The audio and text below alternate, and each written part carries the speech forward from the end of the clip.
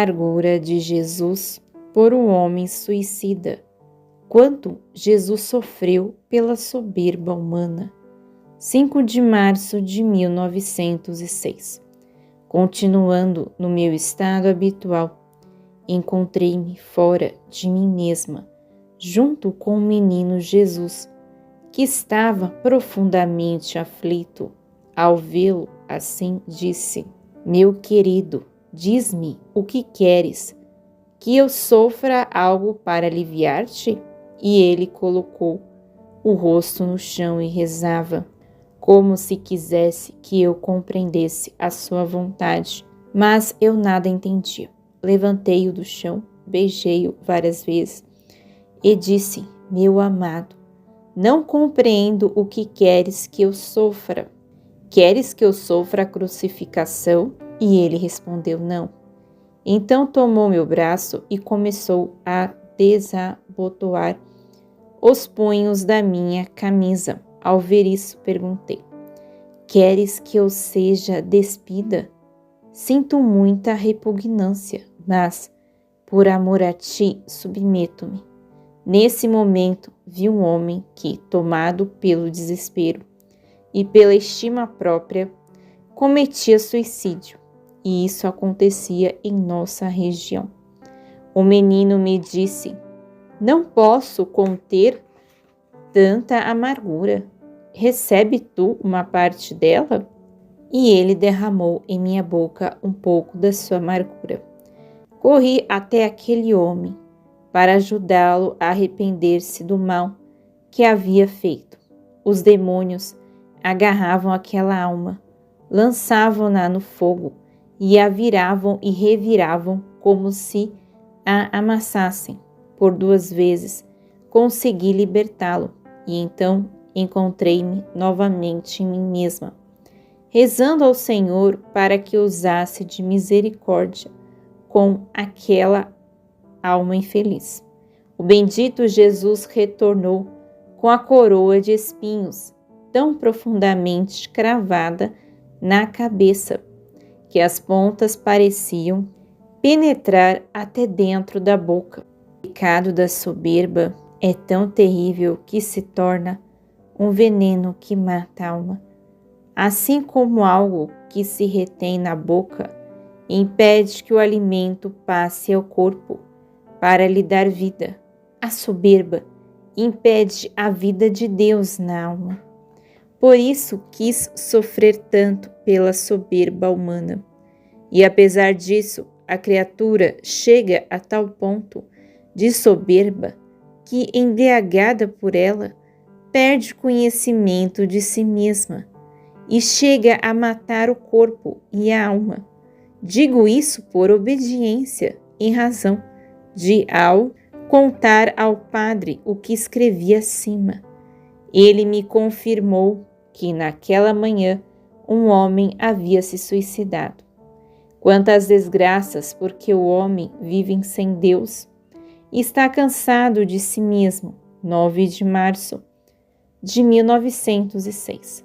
Continuando no meu estado habitual, por um breve instante vi o bendito Jesus e muitas almas do purgatório que ele enviava em auxílio aos povos, onde pareciam prestes a ocorrer tantas desgraças, doenças contagiosas e, em alguns lugares, terremotos. Depois vi alguns que se suicidavam, outros que se lançavam em poços, nos mares e ainda outros que matavam seus semelhantes. O homem parece estar cansado de si mesmo, pois sem Deus não sente forças para continuar a vida. Ó Deus, quantos castigos e quantas milhares de pessoas serão vítimas desses flagelos? Se a alma sente necessidade de Jesus, é porque Jesus sente necessidade dela. 13 de março de 1906. Nesta manhã, o bendito Jesus não vinha, e eu dizia a mim mesma: Senhor, não vês que sinto minha vida desfalecer? Sinto tanta necessidade de ti que, se não vieres, meu ser se desfaz. Não me negues aquilo que me é absolutamente necessário. Não te peço beijos, carícias ou favores, mas apenas o que me é absolutamente necessário.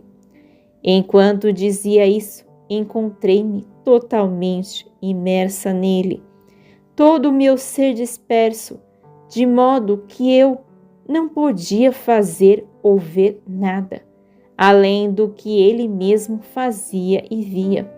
Sentia-me bem-aventurada, feliz, com todas as minhas potências adormecidas, como quem se aprofunda no mar, onde tudo é água. Se tenta olhar, vê apenas água.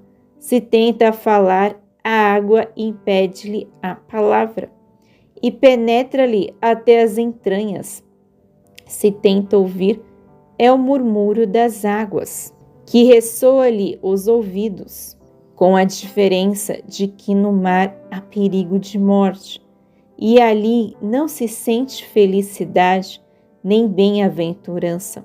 Já em Deus, a alma readquire a vida divina, a felicidade e a bem-aventurança.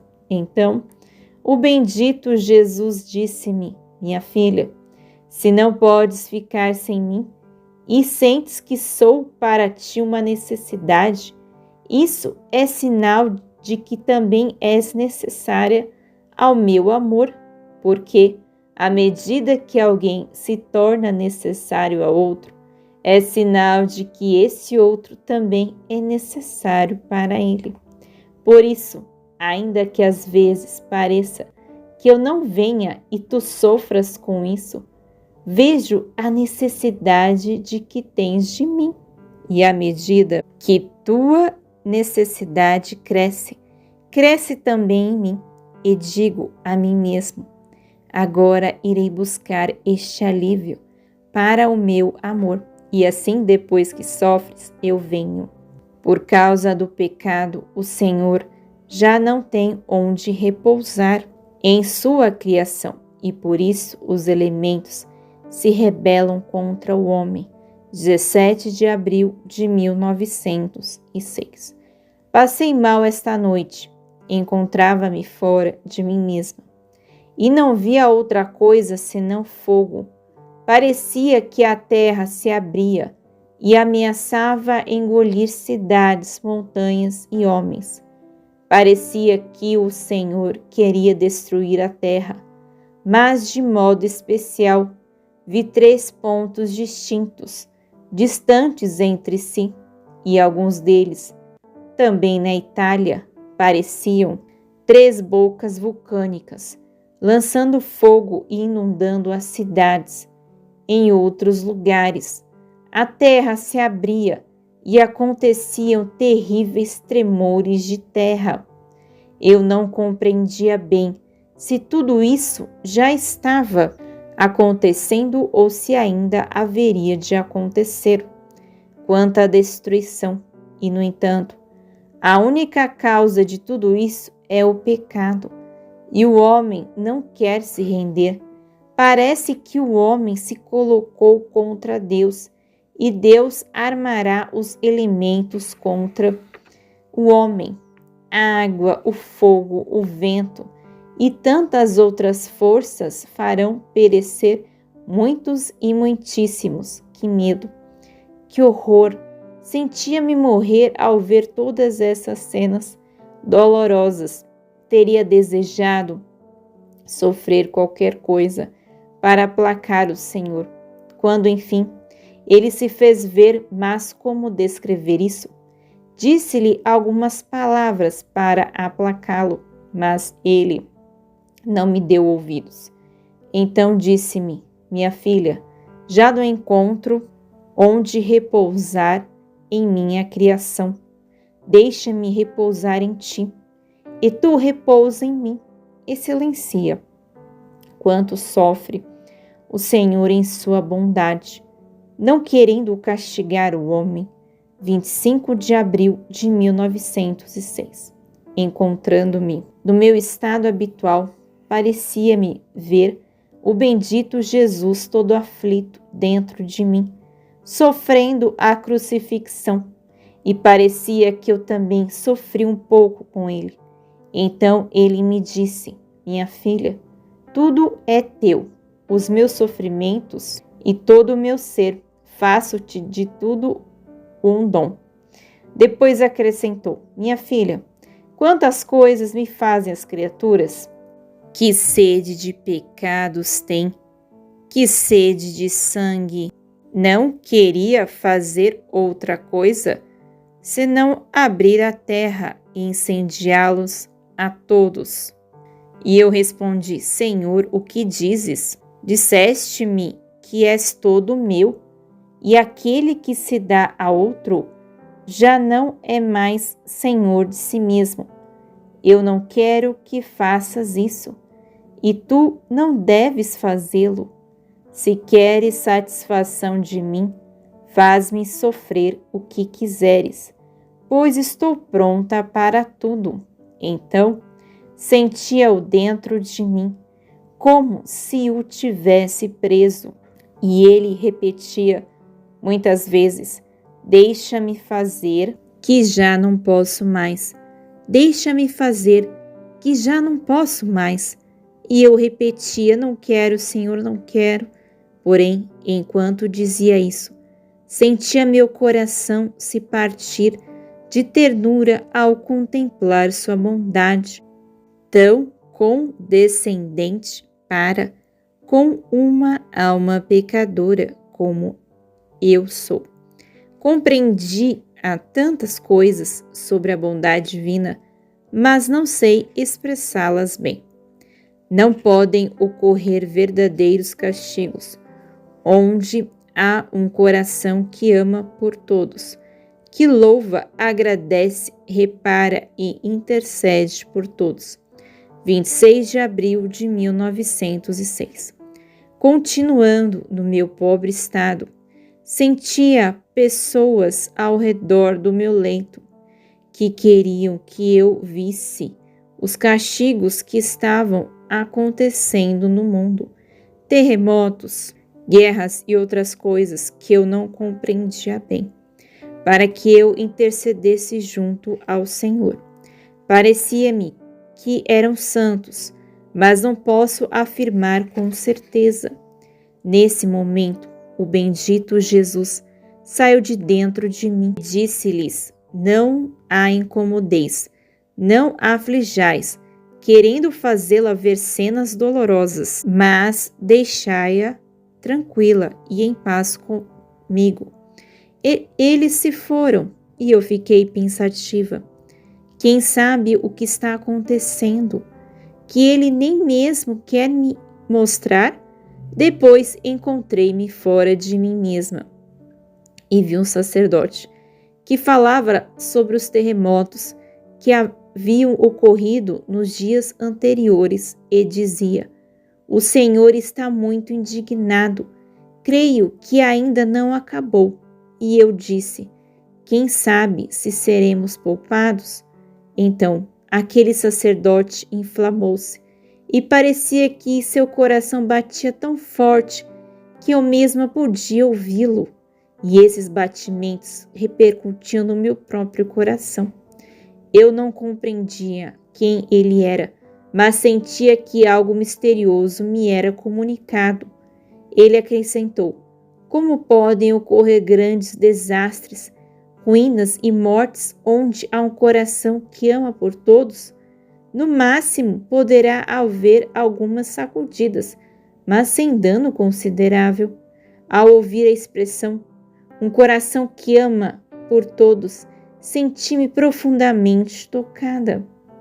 E sem saber como, acabei dizendo: o que dizeis, um coração que ama por todos? Não basta apenas amar por todos, mas é preciso também reparar por todos, sofrer por todos, agradecer, louvar, adorar e respeitar a santa lei por todos, porque eu não creio que seja verdadeiro amor para com a pessoa amada, se não lhe retribui o amor e toda a satisfação que os outros deveriam dar-lhe, de modo que essa pessoa encontre em um só tudo o que deveria encontrar em todos. Ao ouvir-me, aquele homem inflamou-se ainda mais, aproximou-se de mim e parecia querer estreitar-me em seus braços. Eu temia e sentia vergonha de ter falado assim. Meu coração, atingido por seus batimentos, batia com força. Parecia que ele se transformava, como se fosse nosso Senhor, mas não sei dizer com certeza, sem que eu pudesse me opor. Ele estreitou-me contra si, dizendo-me todas as manhãs: virei a ti e tomaremos o desjejum juntos. Nesse momento, encontrei-me de volta em mim mesma. Os méritos da alma vazia, 29 de abril de 1906. Continuando no meu estado habitual, assim que o bendito Jesus veio, enchendo todo o meu interior de si mesmo, disse-me: minha filha, a alma vazia é como a água que corre sempre, e só se detém quando chega ao centro de onde saio. E assim como a água não tem cor, recebendo em si todas as cores que nela se refletem, assim também a alma vazia corre sempre em direção ao centro divino de onde saiu. E só para quando chega a se encher completamente de Deus, pois sendo vazia, nada lhe escapa do ser divino, e como não tem cor própria, recebe em si todas as cores divinas. Agora, somente a alma vazia, porque está vazia de tudo, compreende as coisas segundo a verdade. Assim, a preciosidade do sofrimento, o verdadeiro bem da virtude, a única necessidade do eterno. Porquanto, para amar verdadeiramente uma coisa, é absolutamente necessário odiar a coisa contrária, aquela coisa que se ama. E somente a alma vazia é aquela que chega a tanta felicidade. Dúvidas e penas de Luísa. Também estas coisas ela deve escrevê-las. Jesus quer que seja mais precisa, mais exata ao escrever e que diga tudo, porque servirá para os outros. 4 de maio de 1906. Eu estava muito aflita por não ter visto claramente meu adorável Jesus. Além disso, veio-me o pensamento de que Jesus, aquele que é a minha vida, não queria mais o meu bem. Ó Deus, que penas mortais sentia meu pobre coração. Não sabia o que fazer para me livrar disso. Derramei lágrimas amargas e disse para me libertar: Ele não quer mais o meu bem, e ainda que ele não queira mais o meu bem, eu o amarei ainda mais do que antes. Escrevi isso por obediência. Depois de muito custo, ele veio e trazia minhas lágrimas sobre seu rosto. Eu não compreendia bem o porquê, mas parecia-me que, como aquele pensamento havia me impulsionado e quase me impelido a amá-lo ainda mais, ele, comprazendo-se nisso, parecia dizer-me: como eu não te quero bem? Amo-te tanto que até mesmo das tuas lágrimas faço caso e as levo sobre o meu rosto para o meu contentamento. Depois acrescentou: minha filha, quero que sejas mais precisa, mais exata, que manifestes tudo ao escrever, justo porque muitas coisas deixas passar sem registrar, ainda que para ti as tomes sem escrever. Muitas delas servirão para os outros. Ao ouvir isso, fiquei confusa, pois de fato faço assim, e é tão grande a minha repugnância em escrever, que somente os milagres que a obediência sabe operar poderiam vencer-me por minha própria vontade. Não seria capaz de traçar sequer uma vírgula. Seja tudo para a glória de Deus e para minha confusão.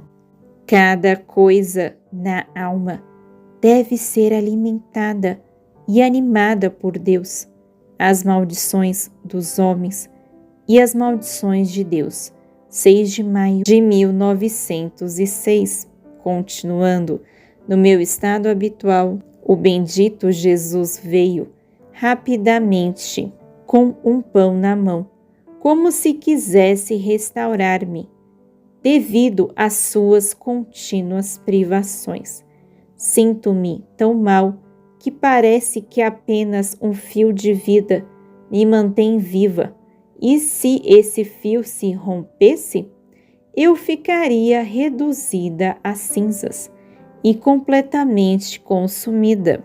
Depois de restaurar-me com aquele pão, ele disse-me: minha filha, o pão material é o alimento e a vida do corpo, e não há partícula do corpo que não receba a vida desse pão? Da mesma forma, Deus é o alimento e a vida da alma, e não deve haver partícula alguma em que a alma não receba vida e sustento de Deus, ou seja, ela deve animar-se inteiramente nele, nutrindo seus desejos em Deus, seus afetos, suas inclinações, seu amor, fazendo com que tudo tome vida e alimento nele, de modo que nenhum outro sustento deva desejar, senão Deus somente. Mas, ó, quantos alimentam suas almas com toda sorte de imundícies. Dizendo isso, desapareceu. Encontrei-me dentro de uma igreja. Parecia que várias pessoas estavam dizendo: maldito, maldito, como se quisesse amaldiçoar o Senhor bendito, e até mesmo as próprias criaturas.